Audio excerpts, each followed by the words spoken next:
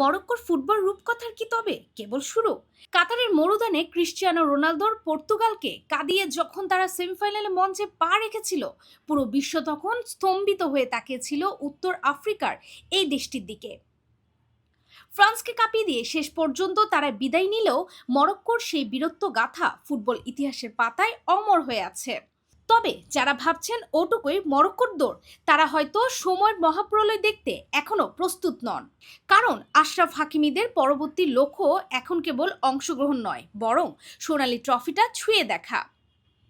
অনেকের কাছে মনে হতে পারে এটি নিছক এক কল্পকাহিনী কিংবা আবেগের আস্ফোলন, কিন্তু ফুটবলের কঠিন বাস্তবতায় চোখ রাখলে দেখা যায় আসন্ন বিশ্বকাপের সবচেয়ে ভয়ঙ্কর আন্ডাররেটেড দল হিসেবে আবির্ভূত হতে যাচ্ছে তারা।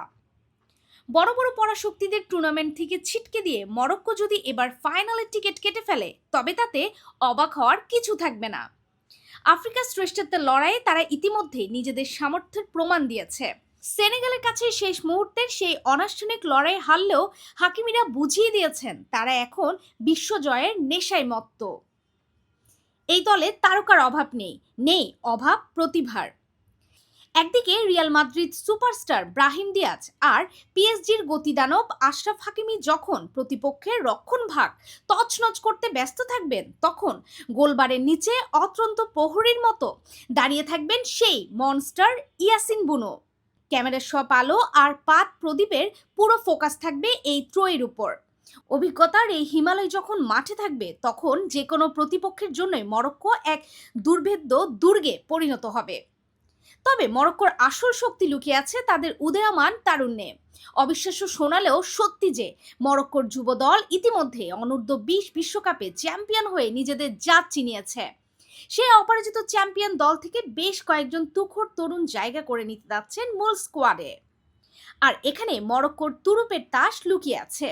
তারুণ্যের সেই অফুরন্ত প্রাণ শক্তি আর বড়দের অভিজ্ঞতার এক অদ্ভুত রসায়ন তৈরি হতে যাচ্ছে মরক্কোর ড্রেসিং রুমে।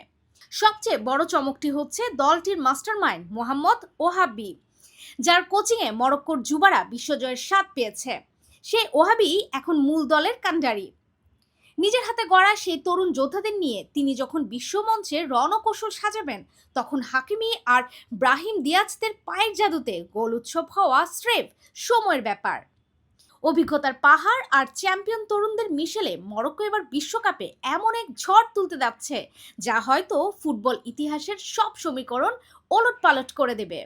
ল্যাটিন বাংলা।